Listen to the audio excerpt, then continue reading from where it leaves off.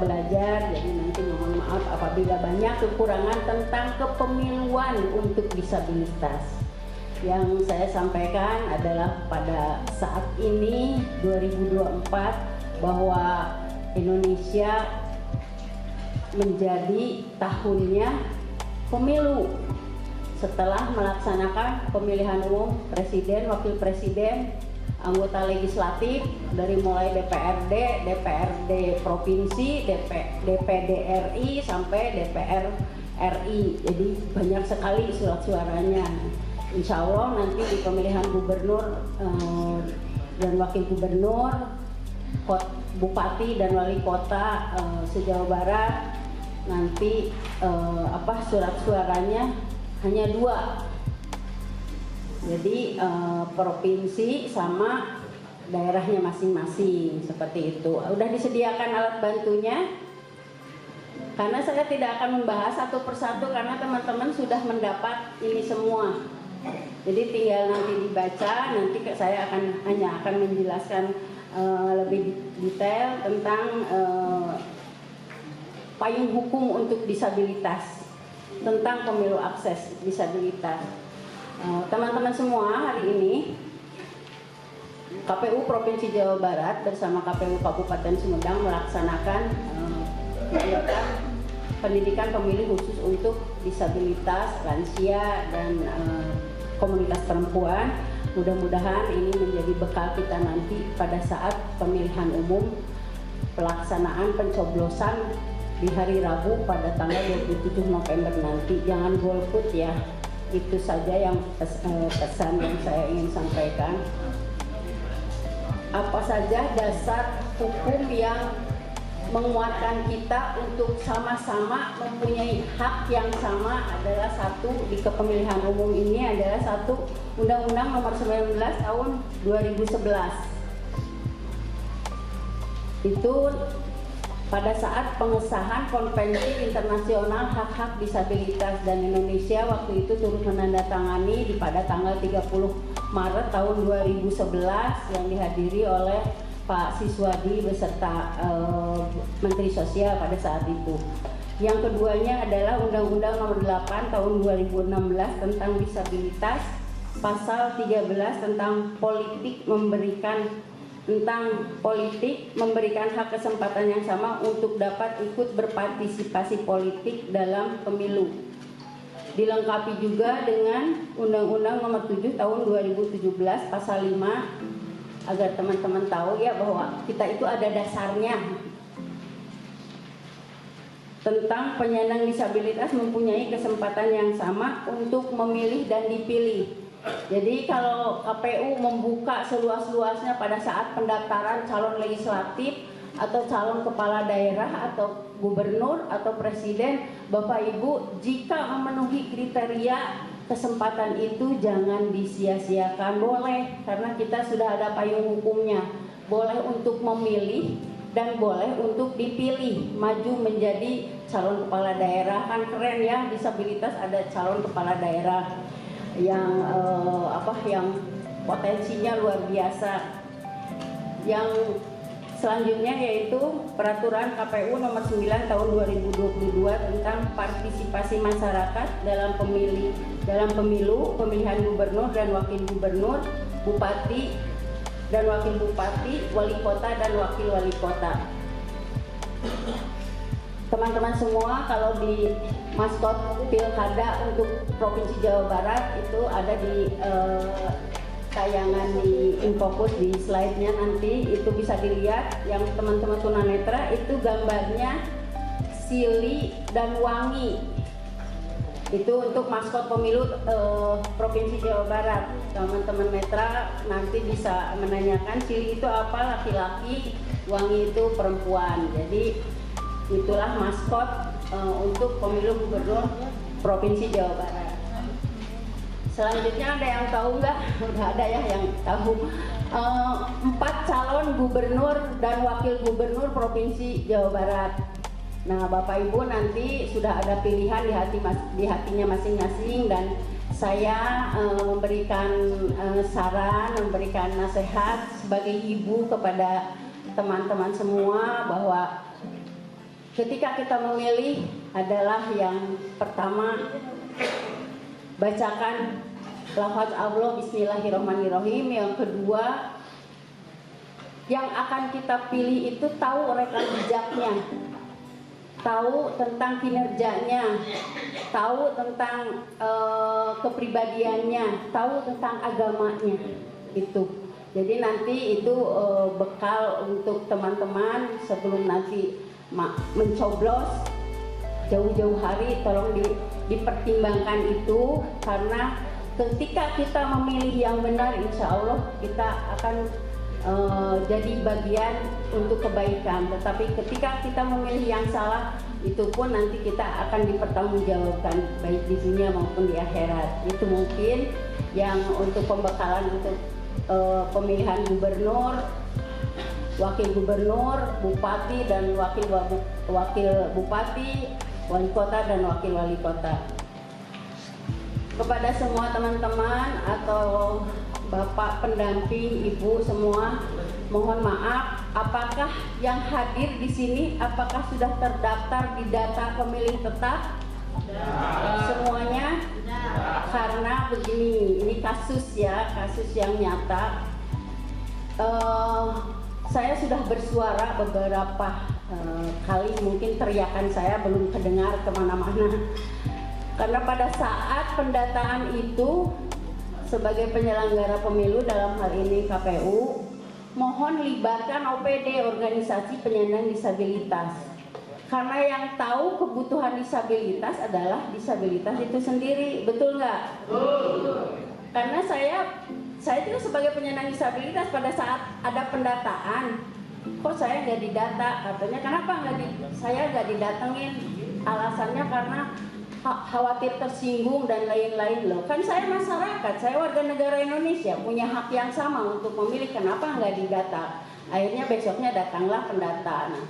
Jadi seperti itu, nanti mohon untuk KPU sebagai masukan juga sebagai penyelenggara pemilu, ketika rekrutmen untuk calon-calon pendata itu dibekali juga ilmu bagaimana cara mendata kepada keluarga disabilitas itu Pak. Itu PR, karena banyak sekali apalagi yang multi handicap. Ada yang paham tentang apa arti multi handicap? Yang disabilitasnya multi, artinya dari lahir dari bangun tidur sampai tidur kembali itu membutuhkan pendamping. Nah itu kenapa nggak didata? Karena katanya udah nggak perlu. Ini kan manusia, kenapa nggak perlu? Dia juga punya hak yang sama. Termasuk yang cerebral palsy berat ya, itu banyak juga yang tidak didata, apalagi yang keterbatasan intelektual. Masa iya yang sakit jiwa aja didata, yang keterbatasan intelektual? Dulu namanya tunagrahita ya, sekarang lebih manusiawi lagi namanya keterbatasan intelektual. Itu harus didata, jangan diabaikan. Mereka juga punya hak yang sama, ingin sama seperti yang lainnya. Kalau pada saat pesta pemilu mereka libatkan. Nah, alhamdulillah pada saat ini, hari ini KPU Provinsi Jawa Barat mengapresiasi advokasi kami, dan akhirnya ini direalisasi di Kabupaten Sumedang. Terima kasih kepada KPU Provinsi Jawa Barat. Aplaus dong untuk KPU. Serta bagaimana cara pendataannya, nanti teman-teman tahu apa saja yang harus syarat untuk menjadi pemilih itu. Selain usia 17 tahun ke atas, sudah mempunyai KTP, atau belum usia 17 tahun tapi sudah berkeluarga atau pernah menikah, itu punya hak untuk menjadi pemilih di pada saat pencoblosan nanti di TPS ya, di tempat pemilihan suara. Selanjutnya yaitu ragam disabilitas. Yang pertama adalah disabilitas fisik, terdiri dari disabilitas rungu, netra, amputasi, amputi, polio, dan lain-lain. Ada beberapa teman yang amputi, ada beberapa juga teman yang amputasi. Karena mohon maaf, penyelenggara pemilu itu belum bisa membedakan mana yang amputi, mana yang amputasi. Nah itu ya, Itu juga ilmu buat kita semua. Jadi yang amputih itu yang kehilangan anggota badan itu sejak lahir, itu namanya amputih. Tapi kalau amputasi itu sudah terlahir dalam kondisi normal, hanya mengalami hambatan pada saat misalnya kecelakaan, bencana alam, kesetrum atau dan lain-lainnya penyakit. Nah, itu menjadi disabilitas amputasi baik tangan atau kaki. Nah, berkaitan dengan disabilitas mental tadi, kalau disabilitas mental dulu namanya saya juga sering tersinggung ketika mengatakan disabilitas mental itu idiot katanya gitu, padahal nggak idiot, dia hanya keterbelakangan intelektual, tapi dia punya rasa, punya hati yang sama dengan kita, karena mereka juga sama saudara kita manusia yang harus mendapat kesempatan, harus bisa dihargai, harus mendapat pelayanan yang sama, harus menghirup udara segar juga yang sama, dan harus beribadah juga yang sama. Kalau disabilitas sensorik yaitu cerebral palsy, kebetulan di sini ada tadi yang dari Sumedang ya, dari Kecamatan Cimanggung, saya lihat itu salah satu disabilitas sensorik. Selanjutnya adalah disabilitas ganda, disabilitas fisik dan mental. Jadi double, yang ganda sama yang multi handicap tadi yang saya sampaikan di awal, bahwa ketika kita mengalami disabilitas multi handicap atau disabilitas ganda, itu harus mendapatkan pelayanan yang khusus baik dari keluarga atau dari lingkungan masyarakat dan layanan-layanan pemerintah lainnya. Bapak Ibu, kewajiban KPU sebagai penyelenggara pemilu pada saat pesta demokrasi. Nah, untuk mencapai dan minimal harapan itu disalurkan dulu, kita harus datang dulu ke TPS. Kalau kita nggak datang ke TPS, cek basis nama tokoh terus upami, terus kepala daerah kan itu ngawujudkan harapan Bapak Ibu saya, datang ke TPS-nya pun enggak. Nah, itu yang menjadikan pemimpinnya tidak mengakomodir harapan itu. Oleh karenanya, ayo bareng-bareng di hari Rabu 27 November dong ke TPS. Jikalau ada terkendala dengan aksesnya, lalu kemudian mungkin bisa jadi yang tadi kata Ibu disabilitas ya macam-macam, ada yang ternyata dari ini sudah memang dalam kehidupannya harus didampingi terus gitu. Nah, kalau seperti itu terdapat kendala, tidak mungkin ada kerabat yang bisa membantu, ada, insya Allah datang ke kantor kami atau hubungi kantor KPU, akan kami bantu. Kita harapannya dari total anggota disabilitas yang terhimpun dalam organisasi OPD ya, penyandang disabilitas itu bisa meningkatkan partisipasi. Kita mungkin akan dari KPU provinsi Pak Hedi, kalau sekiranya itu menjadi rekomendasi, kita rekomendasi begitu. Di Jawa Barat dengan DPT paling banyak se-Indonesia pun begitu, dengan angka disabilitasnya. Sudah Sumedang saya tahu sekitar 340-an. Nah, 340 ini bagaimana semuanya bisa menyalurkan aspirasi. Gitu. KPU Sumedang akan menginstruksikan ke teman-teman PPK, PPS, dan KPPS untuk bisa membantu menyalurkan aspirasi. Nah, kebetulan hari ini itu pelantikan KPPS berbarengan sekali, maaf dari Bapak Hedi, karena ini adalah perintah pimpinan saya dari KPU provinsi. Saya tadi harusnya monitoring ke wilayah Dharma Raja, Wadok, Situraja, Cibugel harusnya monitoring. Cuman karena ini ada teman-teman disabilitas yang butuh informasi dan juga butuh pemahaman lain-lain terkait dengan pilkada ini. Dalam pemilihan gubernur dan wakil gubernur Jawa Barat tahun 2024 ada 4 calon. 4 calon yang telah mendaftar dan juga terverifikasi administrasinya dan juga persyaratannya. Dari 4 ini memang ini adalah perwakilan dari beberapa wilayah yang tersebar dari wilayah Jawa Barat. Ada yang wilayah yang timur, ada yang barat, ada Pantura gitu. Nah ini silahkan. Bukan hanya sekedar perwakilan itu, tapi juga gagasan, visi misi dan sejauh mana mengabulkan harapan itu. Calon yang pertama adalah namanya pasangan calon ini adalah Acep Adang Lebia dan wakilnya adalah Ibu Gitalis Dwi Natari. Ada yang kenal? Nanti belum akses ke teman-teman disabilitas, nanti kita dorong nih. Kalau dari Jawa Barat kita susah, kita Pak Hedi saja kita. KPU harus memediasi, pertemukan para calon gubernur dengan kita. Itu mungkin akan ada yang menggoreng kalau begitu. Mempinggirkan masa untuk ke salah satu pasangan calon itu kita tuh sebenarnya berjalan di jurang itu lamun cek agama mah siga subhat karoa yakni haulal lima seperti pengembala yang mengembala di antara dua batas.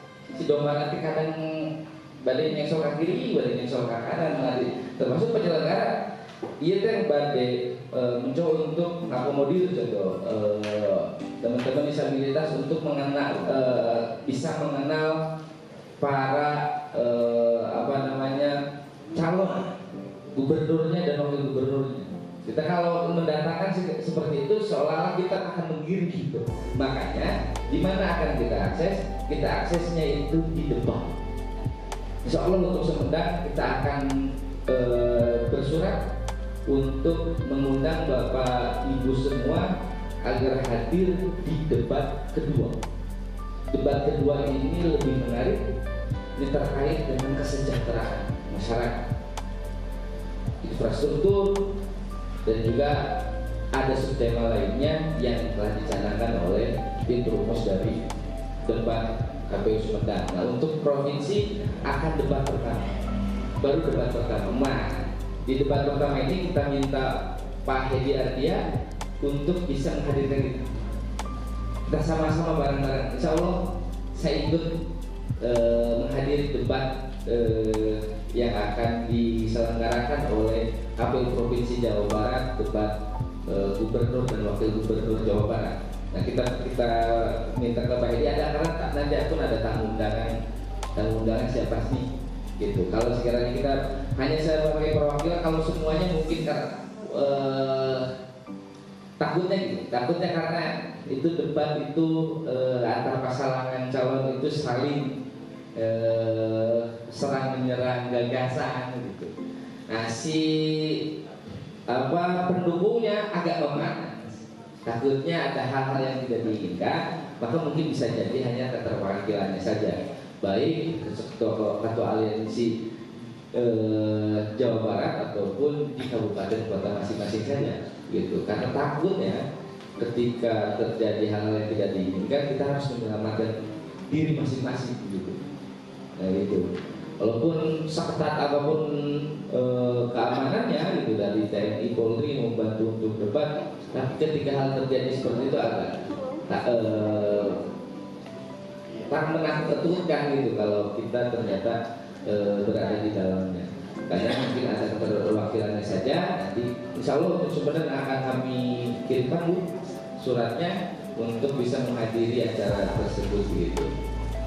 Nah, dalam pelaksanaan pilkada ini ada tahapannya, ada tahapan persiapan dan juga tahapan pelaksanaan.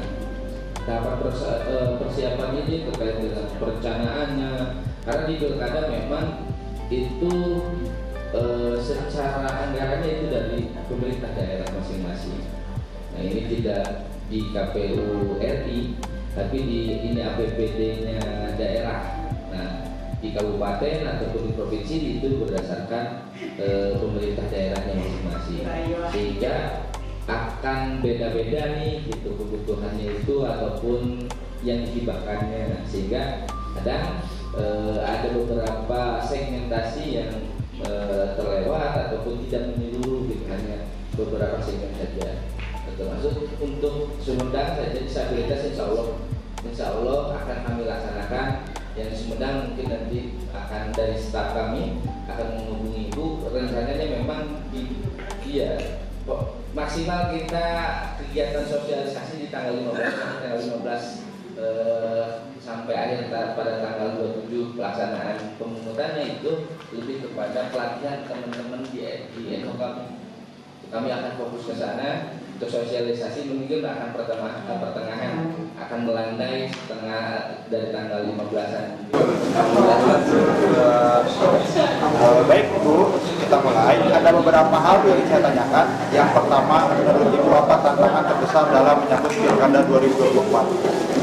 Tantangannya adalah satu, karena banyaknya kandidat ya, calon gubernur dan wakil gubernur ya, khususnya di Provinsi Jawa Barat ada 4 dan hanya beberapa yang kita kenal, dan itu pun butuh proses karena kita harus menilai track recordnya dan visi misinya, apalagi terkait dengan pemilih disabilitas, apakah dia punya visi misi untuk disabilitas atau tidak. Itu yang tantangan terberat kita. Baik. Kemudian bagaimana harapan Ibu atas diselenggarakannya sosialisasi pendidikan hari ini? Harapannya semoga dengan diselenggarakannya pendidikan pemilih khususnya untuk disabilitas, mudah-mudahan ini menjadi ilmu pencerahan untuk teman-teman disabilitas agar tersalurkan hak pilihnya, tidak golput dan ikut proaktif ketika belum menjadi terdaftar di data pemilih tetap. Itu. Yang terakhir Ibu, apa pesan yang ingin Ibu sampaikan untuk masyarakat dalam menyambut Pilkada 2024? Iya, mari kita ramaikan pesta demokrasi ini dengan tidak golput, dan kita datang ke TPS pada tanggal 27 November ini untuk sama-sama mencoblos sesuai dengan hati nurani. Yang pertama, apa tantangan terbesar dalam menyambut Pilkada 2024? Baik, terima kasih. Hari ini tanggal 7 November tahun 2024, KPU Provinsi Jawa Barat telah melaksanakan kegiatan sosialisasi dan pendidikan pemilih di Kabupaten Sumedang kebetulan, tempatnya di Islamic Center Kabupaten Sumedang. Dalam pelaksanaan pilkada ini memang beberapa tantangan gitu ya, yang berat ataupun tidak berat telah harus terus bisa diselesaikan, termasuk dengan tantangan bagaimana kita pilkada ini inklusif kepada teman-teman disabilitas. Nah, dari data yang ada di divisi Datin mungkin variatif di beberapa kabupaten kota.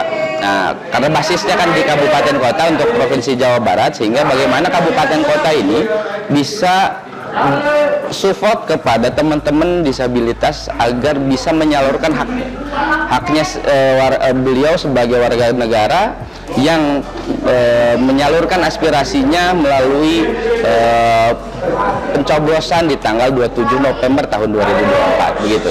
Baik, kemudian bagaimana harapan Bapak atas diselenggarakannya sosialisasi pendidikan pemilih hari ini, Pak?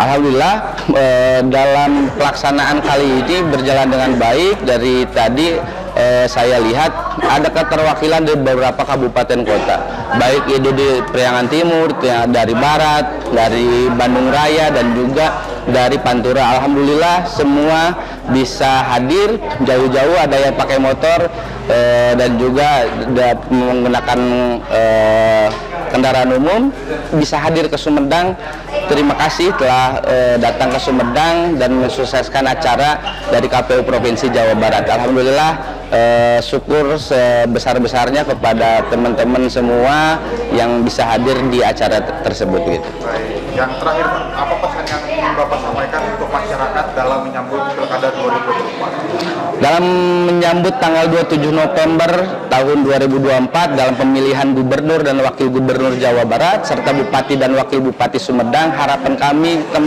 warga negara yang telah mendapatkan hak pilihnya, khususnya untuk di Jawa Barat dan juga di kabupaten kota, bisa datang ke TPS, menyalurkan aspirasinya, menyalurkan hak pilihnya, agar supaya partisipasi dari Pilkada 2024 di Provinsi Jawa Barat meningkat drastis, minimal 2% biasanya gitu. Namun partisipasi ini pun kami lakukan peningkatan ini, upayanya pertama dengan melakukan sosialisasi yang seperti hari ini dilaksanakan di Sumedang, dan juga memberikan pendidikan pemilih agar supaya membangun kesadaran masyarakat bahwa kita harus datang ke TPS, menyalurkan aspirasi agar memberikan legitimasi kepada pemimpin daerah kita, baik itu di Jawa Barat ataupun di kabupaten kota masing-masing begitu. Baik. Siap.